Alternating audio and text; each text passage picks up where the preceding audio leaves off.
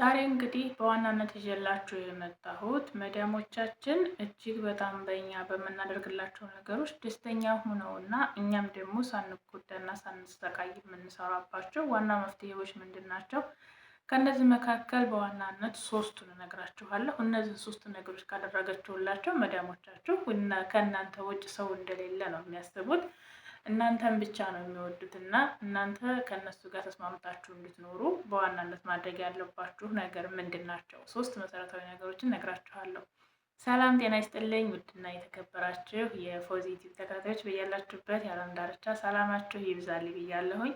ይህንን ቪዲዮ ስትከታተሉ እንግዲህ እስከ መጨረሻው በማየት ላይክ እና ሼር ሰብስክራይብ ያደረጋችሁ ለብዙ እህቶቼ እንዲደርስ አድርጉልኝ። በተለይ ለኮንትራት እህቶቼ አዲስ ለሚመጡ ማለት ነው።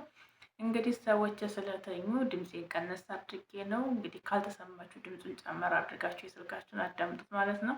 ሁልጊዜም እንደምለው መግቢያ ላይ ሰላምና ፍቅር ሀገራችን ሀገራችንን ሰላም ያድርግልን፣ ህዝቦቿን ይጠብቅልን። ዛሬ እንግዲህ በዋናነት መዳማችሁ ጋር እንግዲህ የምትሰሯቸው ስራዎች ወይም ደግሞ በእናንተ ስራ እጅግ በጣም ደስተኛ የምትሆንባቸው ዋና ሶስት ነገሮች እነግራችኋለሁ። ቀጣይ ሶስት ነገሮች አሉ። እነሱን ደግሞ በሌላ ቪዲዮ የምሰራላችሁ ይሆናል። ቪዲዮ እንዳይረዝምባችሁ ማለት ነው። የመጀመሪያው እንግዲህ ከእሷ ጋር ተግባብታችሁ ለመስራት የሚያስችላችሁ ነገር ልጆቿ የሚፈልጉትን ነገር ማድረግ እና ከልጆቿ ጋር እኩል መሆን። ለምንድን ነው እኩል መሆን ስላችሁ? ልጆቿን እጅግ በጣም መውደድ፣ ልጆቿ ደስተኛ ሲሆኑ ማየት፣ እሷ ስትኖር ብቻ ሳይሆን እሷ በሌለችበትም ቀን እኩል አይነት አይንና እኩል አይነት እህታዊ ወይም ደግሞ እናታዊ ስሜት ሳታችሁ ልጆቿን እጅግ ከእሷ በበለጠ ተከባክባችሁ ልጆቿ ደስተኛ እንዲሆኑ ማድረግ። ልጆቿ ደስተኛ ከሆኑላት ማንኛውም እናት ናት። በነገራችን ላይ እኛ ኢትዮጵያውያኖችም ልጄን የወደደ ከአንጀት እኔን የወደደ ከአንገት የሚባል ተረት አለ።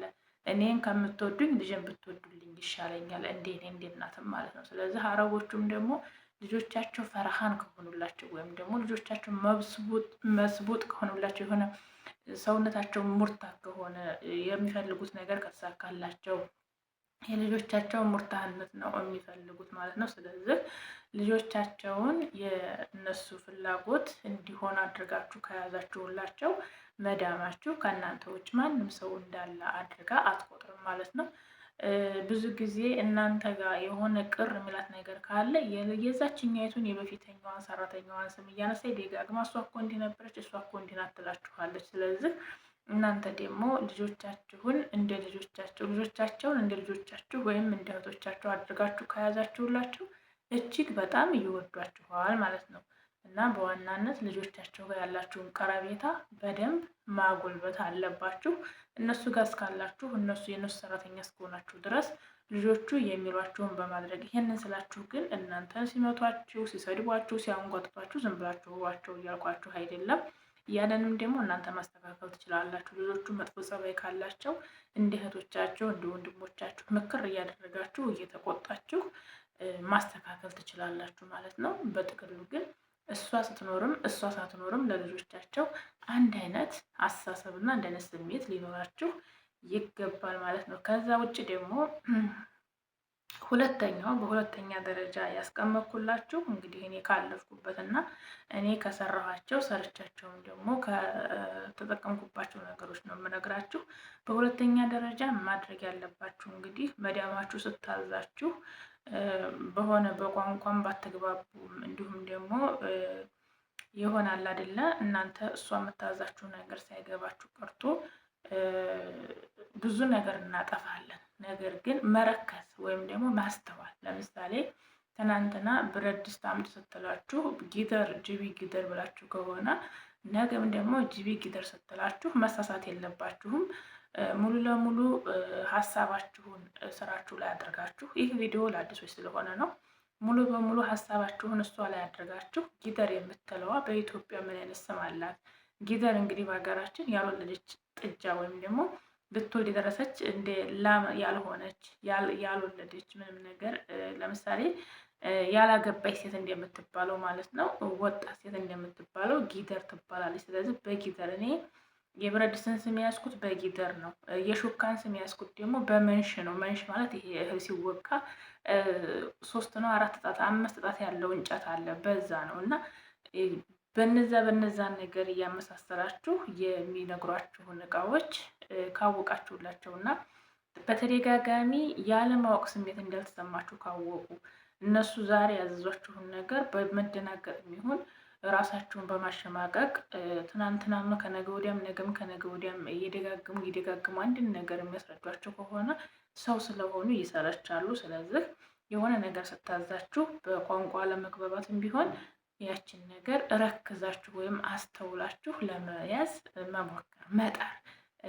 ከተሳሳታችሁ ደግሞ ማሳቅ። በኢትዮጵያ እኮ ይሄ እንደዚህ ነው የሚያስቅ ነገር ሳትፈሩ በቃ ኮንፊደንሳችሁን ሙሉ አድርጋችሁ እሷ ጋር አግባብተዋችሁ ሊያሰሯችሁ የሚችሉ ነገሮች ናቸው። ስታዛችሁ ከመደናገጥ አስተውላችሁ የእቃዎቹን ስም ማወቅ አድርጎ ያለቻችሁን ነገር ምሳሌ ዛሬ ባትችሉ ነገ ብትረሱት ከነገ ወዲያ አስተካክላችሁ ለመያዝ መሞከር ወይም ደግሞ ደብተርና እስክሪብቶ ከልጆችን ቢሆን ወስዳችሁ ወረቀት እንዲሁም እስክሪብቶ ይዛችሁ የነገረቻችሁን የእቃ ስም መጻፍ ስባችሁ መያዝ ማለት ነው።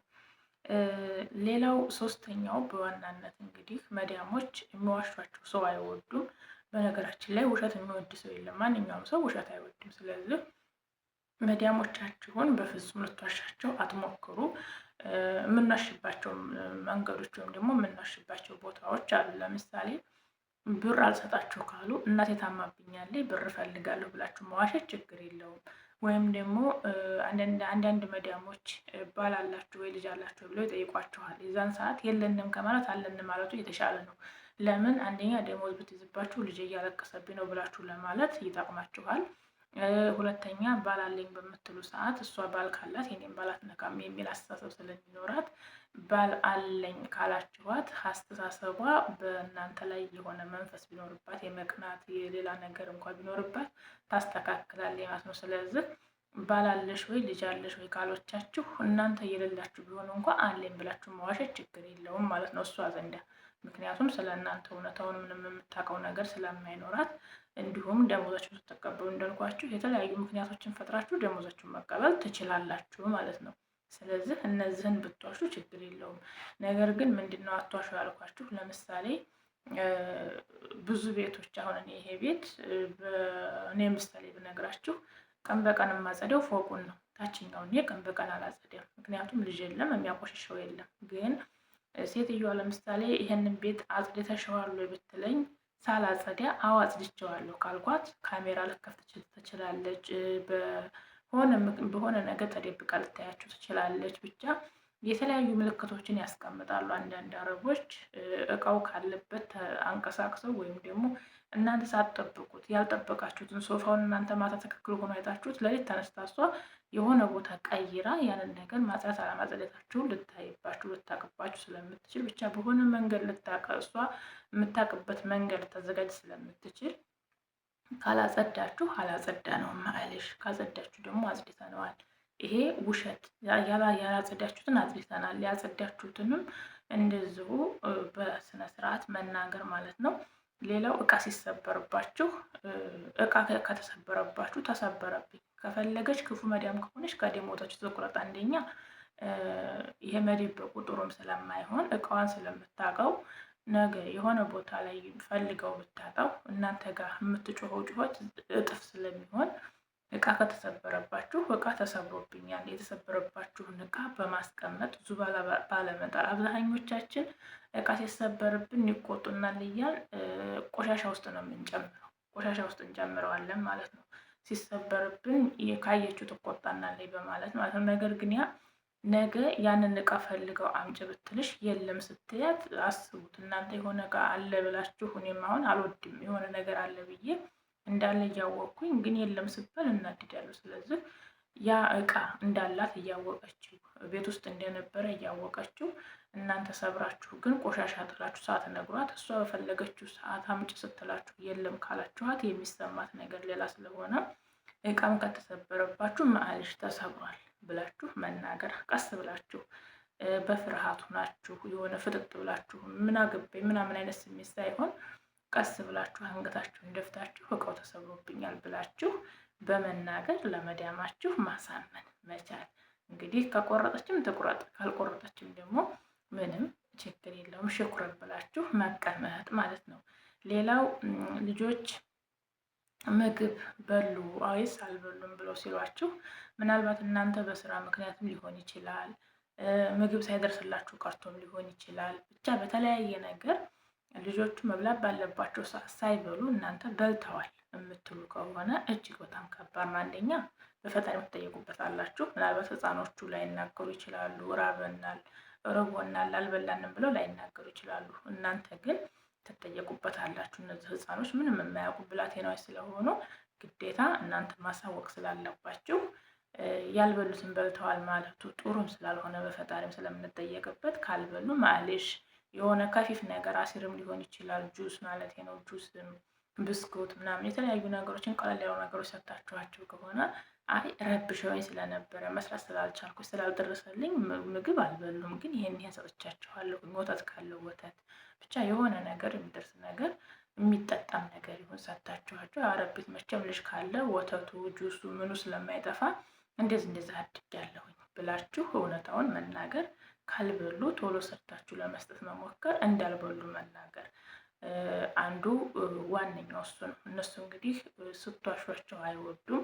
ስለዚህ እናንተ መዋሸት ያለባችሁ ቦታ ላይ ዋሹ፣ በእነሱ ስራ በኩል ግን በፍጹም አትዋሹ ማለት ነው። ሌላው በዋነኝነት እነሱ ያስቀመጡትን ነገር አለመንካት። ይሄንን በደንብ እመጣበታለሁኝ። እንግዲህ ሰሞኑን በጣም ብዙ ቪዲዮዎች እያየን ነው። አደራ ተሰጥቷቸው እንግዲህ ወደ ሀገር ሲገቡ ሳይፈተሹ ነው የሚገቡት። ከቤት ሲወጡ አይፈትሿቸውም። ከቤት ሲወጡ ግን ከቤት ከወጡ በኋላ ፈታሽ በገንዘብ ተቀጥሮ የሚፈትሽ ፈታሽ አለና ያ ሲፈትሻቸው እጅግ በጣም ብዙ ነገሮች እየወጡ እንደገና እስር ቤት እየገቡ ብዙ መከራ እየደረሰባቸው ስለሆነ ይህንን ሰፋ አድርጌ ነገ ቪዲዮ ይዤላችሁ እመጣለሁኝ። ለዛሬ ግን ቪዲዮ እንዲያረዝምባችሁ እዚህ ድረስ ይበቃችኋል። ልጆቻቸውን መውደድ ሲያዟችሁ በደንብ እነሱ የሚሏችሁን ሰምታችሁ በምችሉት መጠን ቋንቋውን ለማወቅና መዳሞቻችሁን እያሳቃችሁ እየቀለዳችሁ ለመስራት መሞከር፣ እንዲሁም ውሸት በፍጹም እነሱ ፊት እንዳትዋሹ። እነዚህን ነገሮች ካደረጋችሁ መዳማችሁ እጅግ አድርጋ ትወዳችኋለች ማለት ነው። እንግዲህ እኔ ባለፍኩበት እና እኔ ከተማርኩበት ከሞከርኩት ነገር ነው ይሄን ይዤላችሁ የመጣሁት። ለዛሬ ነበረኝ ሀሳብ ይሄን ይመስል ነበረ። ለብዙ እህቶች ይጠቅማል ካላችሁ እንዲሁም ደግሞ ብዙ እህቶቻችን አይተውበት ይማሩበታል ካላችሁ ቪዲዮውን እስከ መጨረሻው በማየት ላይክ እና ሼር፣ ሰብስክራይብ ያደረጋችሁ ለብዙ እህቶች እንዲደርስ አድርጉልኝ። እንዲሁም ሀሳብ አስተያየታችሁን ኮሜንት መስጫ ላይ ብታስቀምጡልኝ፣ ጥያቄም ካላችሁ ብትጠይቁኝ መመለስ እችላለሁኝ። እወዳችኋለሁ። ለዛሬ ያስኮላችሁ ይሄን ይመስል ነበረ። ግን የቪዲዮ መዝጊያ ላይ ሁልጊዜም እንደምለው ሰላምና ፍቅር ለየሀገራችን፣ ሀገራችንን ሰላም ያድርግልን፣ ህዝቦቿን ይጠብቅልን። ሀገራችን ሁልጊዜም የምመኝላትን ሰላሟን ይመልስላት። ጦርነት በቃ ይበለን፣ ሀዘን በቃ ይበለን። ሀገራችን ላይ ያለው ሀዘን እጅግ በጣም ከባድ የከፋ እየሆነ ነው። ቀን በቀን እየባሰ ነው። የምናየው ነገር ቅስም የሚሰብር ነው። ባልተወለድኩኝ ባልወለድኩኝ የምንልበት ደረጃ ላይ እየደረስን ያለ ነው እና ፈጣሪ አምላክ ሀገራችንን በቃ ይበልልን። ከስቃይ ከመከራ ፈጣሪ በቃ ይበለን። እንግዲህ የሰው ልጅ ተወልዶ ባደገበት ሀገር ላይ ይህን ያህል መከራ እንዲበላ መደረጉ ትንሽ ቢያምም ያልተፈተነ ውጤት አያመጣም እና ፈጣሪ ፈተናውን የምናልፍበትን አቅምና ቅዋ ይስጠን። ፈጣሪ አምላክ ለሀገራችን የሚጠቅመውን ነገር ያምጣልን። እወዳችኋለሁኝ። ሁልጊዜም እንደምለው ሀቃችሁን አያስነካባችሁ። እናንተም የሰው ሀቅ አትንኩ። ወጥቶ ከመቅረት ይጠብቃችሁ። በስደት ላይ ሆናችሁ ሁላችሁንም ሀዘን አይንካችሁ። ስደት ላይ ሆኖ ክፉ ነገርን ፈጣሪ የያዘላችሁ። እወዳችኋለሁኝ። ለዛሬ እንግዲህ እዚህ ላይ ይሰናበትኳችሁ። የሙቤሸጋ እናት ፎዚ ዩቲዩብ ነበርኩኝ። እስከ መጨረሻው በማየት እንዳልኳችሁ ሸር እና ላይክ ሰብስክራይብ ማድረጋችሁ እንዳትረሱ። ለብዙዎች እንዲደርስ አድርጉልኝ። እወዳችኋለሁ። ለምታበረታቱ በሙሉ ክብር ይስጥልኝ። ላይክ ለምታደርጉ፣ ሸር ለምታደርጉ፣ ሰብስክራይብ ለምታደርጉ፣ በርቺ ኮሜንት ላይ አይዞሽ ለምትሉኝ ሁሉ አመሰግናለሁኝ። ፈጣሪ ያክብርልኝ። ሁላችሁንም ፈጣሪ በወጣችሁበት አያስቀራችሁ። በእግር ወጥቶ በሳጥን ከመመለስ ፈጣሪ ይጠብቃል። መልካም ጊዜ፣ መልካሙን ሁሉ ለእናንተ ተመኘሁላችሁ። መልካም እንጂ ክፉ ነገር አይንካችሁ። ወዳችኋለሁ።